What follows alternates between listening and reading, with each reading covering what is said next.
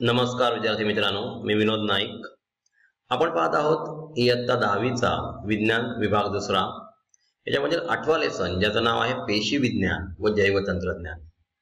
आपण याचा दुसरं सेशन पाहत आहोत. विद्यार्थी मित्रांनो, आपण याच्या पूर्वीच्या सेशनमध्ये स्टेम सेल्स म्हणजेच मूलपेशी कशा प्रकारे वेगवेगळे अवयव करण्यासाठी उपयोगी आणले जातात, मूलपेशींचा आढळ कोठे आहे, जसं की अम्बिलिकल कॉर्ड म्हणजेच त्याला आपण म्हणू शकतो नाळ, याच्यामध्ये असलेल्या रक्तामध्ये, अस्थिमज्जेमध्ये, मेदामध्ये किंवा रक्तामध्ये आपण अशा प्रकारच्या मूलपेशी बघितलेल्या आहेत. विद्यार्थी मित्रांनो, बायोटेक्नॉलॉजीच्या सहाय्याने आपण आपलं जीवन सुसह्य करण्यासाठी जर कोणतेही अवयव निकामी झाले त्यांचं प्रत्यारोपण करण्यासाठी आता याच्या पुढे जैव तंत्रज्ञानाच्या माध्यमातून वेगवेगळे अवयव तयार करणार आहोत आणि त्यांचं रोपण करण्यासाठी प्रयत्न करणार आहोत. तर बायोटेक्नॉलॉजी ही अत्यंत महत्त्वाची अशी ब्रँच आहे बायोलॉजीची. जशी आपण मायक्रोबायोलॉजी बघितली होती याच्या पूर्वीच्या लेसनमध्ये, त्याप्रमाणे बायोटेक्नॉलॉजी सुद्धा खूप महत्त्वाची अशी शाखा आहे. जेव्हा काही खाली आकृत्या दिलेल्या आहेत त्यांच्या आधारे मूलपेशी व अवयव रोपण याबाबत आपल्या वर्गात आपल्याला चर्चा करायची आहे. आपण जेव्हा एखाद्या गोष्टीचं डिस्कशन करतो त्यावेळेला आपण त्या ज्या गोष्टी आहेत ज्याच्याविषयी आपण डिस्कशन करत आहोत त्याची खोल अशी माहिती घेण्याचा प्रयत्न करत असतो आणि याचा उपयोग आपल्याला फ्युचरमध्ये होत असतो. चला तर मग पाहूया. काही आकृत्या दिलेल्या आहेत आणि त्याच्याबाबत आपण पुढे बोलूया. इथे पहा मूलपेशी. आता मूलपेशीमधून आपल्याला बघतोय की चेतापेशी तयार होऊ शकतात, ब्रेन तयार होऊ शकतो. त्याच्यानंतर आपण बघितलं की आतडी किंवा यकृत म्हणजे लिव्हर, त्याच्यानंतर हाड, अस्थि किंवा हृदय अशा प्रकारचे अवयव सुद्धा याच्या पुढे बायोटेक्नॉलॉजीचा वापर करून मूलपेशींच्या सहाय्याने म्हणजे स्टेम सेलच्या सहाय्याने आपण तयार करू शकतो. अवयव प्रत्यारोपण आता आपल्याला माहितच आहे. आता आपण बऱ्याच ठिकाणी अशा प्रकारचे ऍडव्हर्टाईज बघत असतो की अवयव प्रत्यारोपण केलं पाहिजे. म्हणजे जसं की डोळे, त्याच्यानंतर हार्ट आहे, किडनीज आहेत किंवा लिव्हर आहे, अशा प्रकारचं प्रत्यारोपण आपल्याला केलेलं आपण बघत असतो. मानवी शरीरातील वाढते वयोमान, अपघात, रोग, आजार इत्यादी कारणांमुळे अवयव एकतर निकामी होतात किंवा त्यांची कार्यक्षमता कमी होते. अशा परिस्थितीत त्या व्यक्तीस आवश्यक असलेला अवयव मिळाला तर त्याचे जीवन सुसह्य होते, त्याचे प्राण वाचू शकते. आपण बघितलेलं आहे की किडनी ट्रान्सप्लांटेशनसाठी बरेचसे रुग्ण म्हणजेच त्यांचं डायलिसिस करावं लागत आहे. अशा प्रकारच्या लोकांची किडनीज फेल आहेत. माणूस एका किडनीवर सुद्धा व्यवस्थित जगू शकतो, परंतु जर दोन्ही किडन्या फेल झाल्या तर त्याचं जीवन मात्र असह्य होऊन जातं. पण अशा व्यक्तीला या किडनीची गरज असते. ते आपण आता ट्रान्सप्लांटेशन कशा प्रकारे केलं जातं ते आपल्याला माहितच आहे. तर बायोटेक्नॉलॉजीच्या माध्यमातून स्टेम सेलच्या सहाय्याने अशा प्रकारच्या किडनीज सुद्धा तयार केल्या जाऊ शकतात. ते कशा तयार केल्या जाऊ शकतात याच्याविषयी आपण आता ह्या सेशनमध्ये पाहणार आहोत. इथे पहा मूलपेशी आपल्याला दिसत आहेत. मूलपेशी स्वतःच्याच प्रतिकृती बनवू शकतात. त्यांनी बघा तशाच 2 सेल्स तयार केलेल्या आहेत. त्याच्यानंतर नर्व सेल असेल किंवा रक्तबिंबिका असतील किंवा इतर अवयव आपण बघतोय ते कशा प्रकारे तयार केलेले आहेत, पेशींच्या इतर प्रकारात रूपांतरित होऊ शकतात. आणि म्हणून आता या वैद्यकशास्त्राला बायोटेक्नॉलॉजी ही मोठी संजीवनी मिळणार आहे आणि त्याचा उपयोग आपल्याला होणार आहे. अवयवदान व देहदान. आपण बघा आपले अवयव जे असतात ते आपण दुसऱ्या एखाद्या व्यक्तीला दान करू शकतो. तर दान करताना आपल्या मनात असा विचार येईल की आपण जर आपले अवयव दान केले तर आपल्याला समजा आपण डोळा हा अवयव आहे आणि आपण तोच दान केला तर आपल्याला कसं दिसणार. मग विद्यार्थी मित्रांनो लक्षात घ्या, अवयव दान म्हणजे आपण जिवंत असताना दान करायचं नाही. तर आपल्या मृत्यूनंतर आपण अशा प्रकारचा फॉर्म भरून ठेवला असेल तर तेथील जवळपासच्या रुग्णालयातील डॉक्टर्स तिथे येऊन, सरकारी रुग्णालयातील डॉक्टर्स तिथे येऊन आपण साईन केलेली असल्यामुळे फॉर्म दाखवला जातो आणि त्याच्यानंतर आपले अवयव काढून घेतले जातात आणि त्या अवयवापासून इतर कोणतरी दृष्टीहीन असलेला माणूस त्याला दृष्टी मिळू शकते किंवा त्याला नवीन जीवन मिळू शकतं. तर बघूया अवयवदान व देहदान. विज्ञानाच्या प्रगतीमुळे असे लक्षात आले की काही विशिष्ट परिस्थितीत मृत शरीरातील काही अवयव मृत्यूनंतर काही कालावधीपर्यंत चांगले असू शकतात. म्हणजे मृत्यू झाल्यानंतर सुद्धा ते अवयव थोड्याफार प्रमाणात जिवंत असू शकतात. अशा अवयवांचा दुसऱ्या गरजवंत मानवास उपयोग करता येतो. यातून देहदान आणि अवयवदान या संकल्पना पुढे आल्या. म्हणजे मृत्यूनंतर सुद्धा आपले अवयव जे असतात ते काही प्रमाणात, काही अवयव, सगळेच नव्हे, ते चालू राहतात, त्यांचं कार्य चालू राहतं. मग असे अवयव जर कोणाला मिळाले तर त्याचं सुद्धा जीवन सुसह्य होऊन जाईल. आणि म्हणून देहदान आणि अवयवदान या संकल्पना पुढे येऊ लागल्या आहेत. आता इथे पहा, अवयवदान व प्रत्यारोपण यांवर कायद्याचा अंकुश असावा व कोणतीही व्यक्ती फसवली जाऊ नये म्हणून ट्रान्सप्लांटेशन ह्युमन ऑर्गन्स ऍक्ट 1994 व त्याच्यानंतर 2009, 2011 आणि 2014 मध्ये केलेल्या सुधारणांद्वारे कायद्याचे संरक्षण केले जाते. म्हणजे आपला कोणी फसवणूक केली जाऊ नये याच्यासाठी हे गव्हर्नमेंटने ऍक्ट केलेले आहेत आणि त्याच्यामध्ये काही अमेंडमेंट्स केलेल्या आहेत, त्या सुद्धा त्यांनी इथे दिलेल्या आहेत. इथे पहा, दान करण्यायोग्य अवयव कोणकोणते असतात तर डोळे दान करू शकतो, हृदय दान करू शकतो, स्वादुपिंड दान करू शकतो, मूत्रपिंड, त्वचा, हाडे, यकृत किंवा फुफ्फुस असे हे अवयव आपण आपल्या मृत्यूनंतर दान करू शकतो.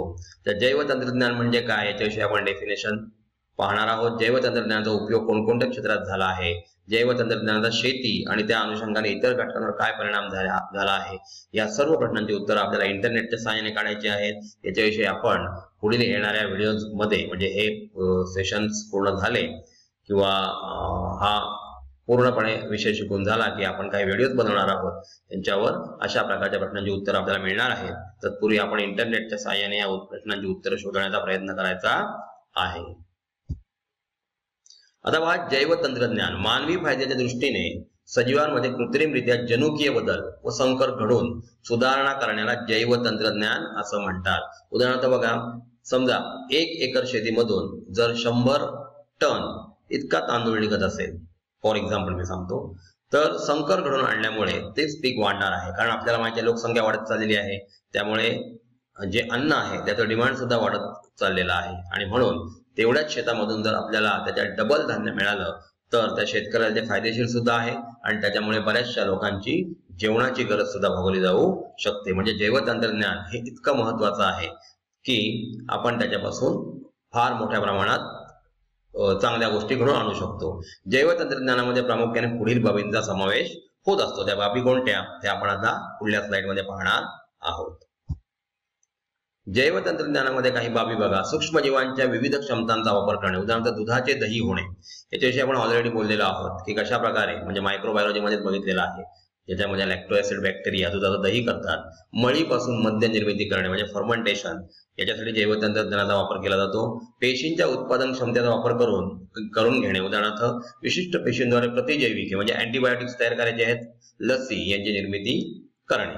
डीएनए म्हणजे डीऑक्सिरायबोन्युक्लिक ऍसिड, प्रथिने यांसारख्या जीवाणूंचा मानवी फायद्यासाठी उपयोग करणे हे जैवतंत्रज्ञानाचं प्रमुख कारण आहे किंवा काम आहे. जनुकीय बदल म्हणजे जेनेटिक मॅनिप्युलेशन घडून आणून हव्या त्या गुणधर्माच्या वनस्पती, प्राणी तसेच विविध पदार्थांची निर्मिती करणे. तुम्हाला सांगितलं की हवं ते पीक तयार करण्यासाठी त्यांच्यामध्ये संकर घडून आणला जातो, म्हणजे जनुकीय बदल घडवून आणला जातो. उदाहरणार्थ जीवाणूंमध्ये जनुकीय बदल घडवून आणून त्यांना मानवी वाढीची संप्रेरके म्हणजे हार्मोन्स निर्माण करण्यासाठी भाग पाडले जाते. गैरजनुकीय जैवतंत्रज्ञानामध्ये नॉन जेने बायोटेक्नॉलॉजीमध्ये संपूर्ण पेशी किंवा ऊतीचा उपयोग केला जातो. उदाहरणार्थ ऊती संवर्धन, संकरित बियाणांची निर्मिती इत्यादी याच्यामध्ये नॉन जेने बायोटेक्नॉलॉजीचा वापर केला जातो. जैवतंत्रज्ञानाचे काही फायदे आहेत ते बघूया आपण. पृथ्वीवरील शेत जमिनीला क्षेत्र मर्यादा असल्यामुळे प्रति हेक्टरी जास्त उत्पादन घेणे शक्य झाले आहे. तुम्हाला मी आत्ताच सांगितलं की कशा प्रकारे 1 एकरमध्ये 100 टन, तर त्याच्या डबल जर आपल्याला पीक मिळत असेल तर तो आपली गरज सुद्धा भागू शकतो आणि त्या शेतकऱ्याला फायदा सुद्धा होऊ शकतो. म्हणजे जास्त उत्पादन घेणं हे बायोटेक्नॉलॉजीमुळे शक्य झालेलं आहे. रोगप्रतिकारक वाण तयार झाल्यामुळे रोग नियंत्रणावर होणारा खर्च कमी होत आहे. जसं आपण जे बियाणं तयार करतो त्याच्यामध्येच या डिसीजला रोखण्यासाठी काही गुणधर्म टाकले जातात, म्हणजे बाहेरून त्याला फवारणी करण्याची गरज भासत नाही. म्हणजे रोग नियंत्रणावर होणारा खर्च कमी केला जाऊ शकतो.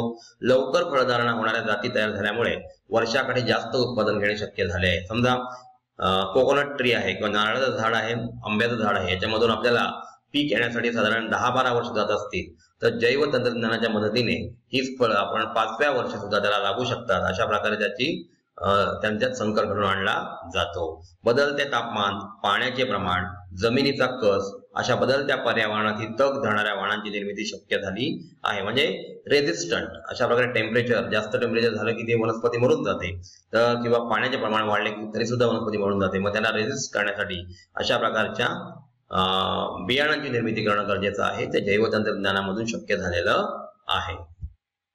तर विद्यार्थी मित्रांनो, आपण अवयव रोपण किंवा देहदान म्हणजे काय, कोणकोणत्या प्रकारचे अवयव आपण दान करू शकतो आणि एखाद्या माणसाला ज्याची गरज आहे ते त्या प्रकारचे अवयव आपण देऊ शकतो किंवा त्याची निर्मिती करू शकतो आणि त्याच्यामुळे त्याचं जीवन सुसह्य होतं, त्याविषयी या सेशनमध्ये पाहिलं. त्याचप्रमाणे जैवतंत्रज्ञानाचा फायदा मानवाला कशा प्रकारे झालेला आहे, म्हणजेच जैवतंत्रज्ञानाच्या माध्यमातून संकर घडून आणून कशा प्रकारे पीक तयार केलं जातं, जास्तीचं पीक त्या माणसाला मिळतं, त्या फार्मर्सला मिळत असतं आणि त्यातून त्याला चांगला फायदा सुद्धा होत असतो आणि बऱ्याचशा लोकांची पोटा पाण्याची गरज सुद्धा भागवली जाते.